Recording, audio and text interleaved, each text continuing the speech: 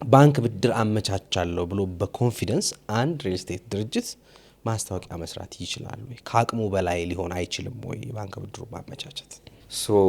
ባንክ ብድር እኔ አንዱ የማጭበርበሪያ መንገድ ነው ብዬ ነው የማስበው። ለመናገር ባንክ ብድር ያላቸው ፕሮጀክቶች አሉ።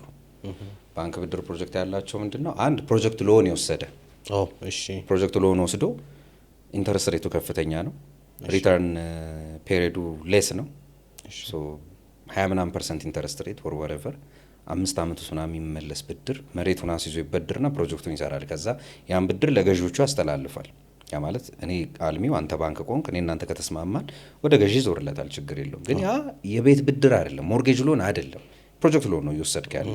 በጣም ከፍተኛ የሆነ ኢንተረስት ሬት፣ ከዛ ደግሞ ሾርት የሆነ ዱሬሽን ለመክፈል። ስለዚህ እኔ ይሄን የቤት ብድር ነው ብዬ ለመውሰድ ይከብደኛል። ብድርነቱ አለ ከተባለ አለ፣ ግን ትክክለኛ ቤት ግዢ ሎን ነው አይደለም። አንድ ሁለተኛ ካርታ ያለቀላቸው ለኮላተራልነት ብቁ የሆኑ ይዞታዎች 100% ቤቱ ባያልቅም ካርታ አልቆለት ሴሚ ፊኒሽድ ምንም ሊሆን ይችላል። ባንኩ እንደው ኮላተራል መያዝ የሚችለው ከሆነ ብድር ሊመቻችለት ይችላል።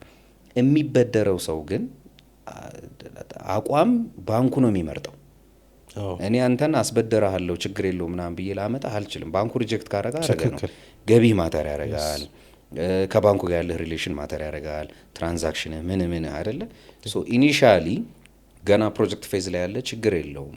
አንዱ ችግር የለውም እኔ ብድር ሰጣለሁ ምናምን ተብሎ የምትመጣ ነገር ያ ጨርባሪ እንትን ነገር ነች። እውነት ለመናገር ለምን አመጣውና ውሉ ላይ ያስገባልኝ ይላል። ብዙ ደንበኛ ብልጥ በመሆኑ በቃ ውሉ ላይ ይገባልኝ ይላል። ከዛ ገዢው ሻጩም እንትን በቃ ባንክ ብድር እናመቻቻለን በገዢው በባንኩ ምናምን ኳሊፋይድ ከሆነ ምናምን ብሎ ተርምስ ኤንድ ኮንዲሽን ያስገባበትና ሴንስ የማይሰጥ ነገር አልሸሸም ዞር ያሉ። ስለዚህ በኋላ ላይ ለብድር ብቁ ሲሆን ፕሮጀክቱ በሏ ብድሩኝ ስትል አይ ገቢ እኮ ስላነሰ ባንክ እምቢ አለ ኦር ምናምን። ወይም ደግሞ አንድ ፉገራ 1 2 3 ሪል ስቴቶች ጋር ያየሁት ኤምኦዩ ያመጡልሃል